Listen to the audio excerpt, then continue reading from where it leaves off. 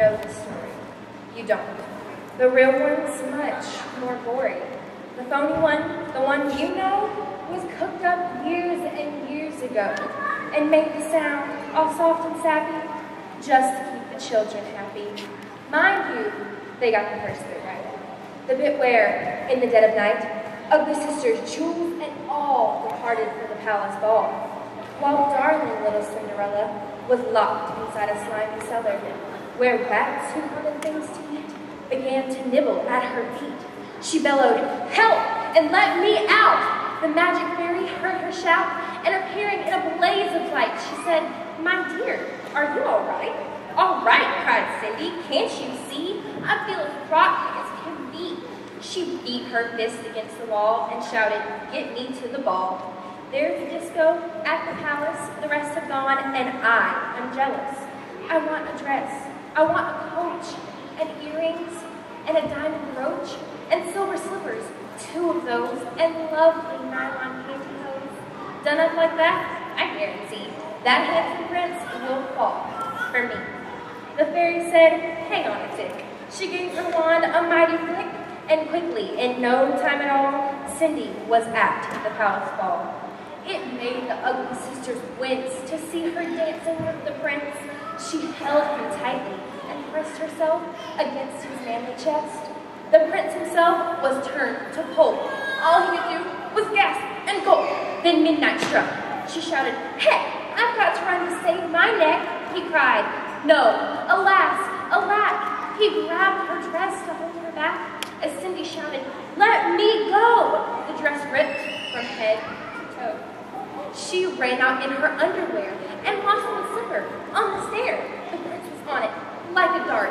He held it to his pounding heart. "The girl in slipper fits," he cried. "Tomorrow morn shall be my bride. I'll visit every house in town until I track that baby down."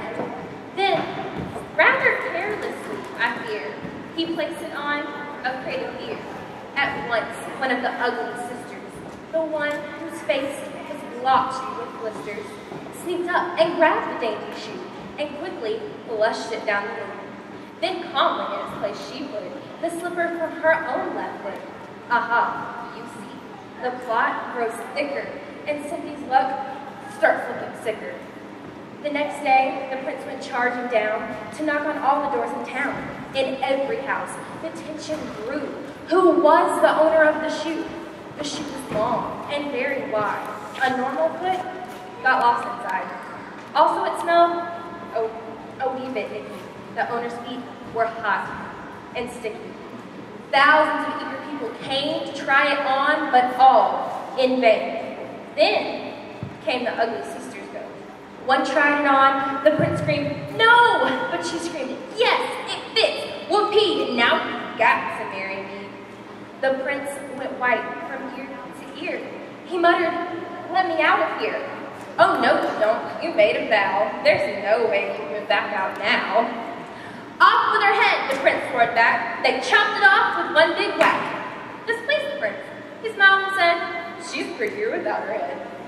Then up came sister number 2, who yelled, "Now I will try the shoe." "Try this instead," the prince roared back. He swung his trusty sword and smack. Her head went crashing to the ground, bounced a bit, and rolled around. In the kitchen, Healing Spuds, Cinderella heard the thuds of bouncing heads upon the floor and stuck her own head around the door. "What's all that racket?" Cindy cried.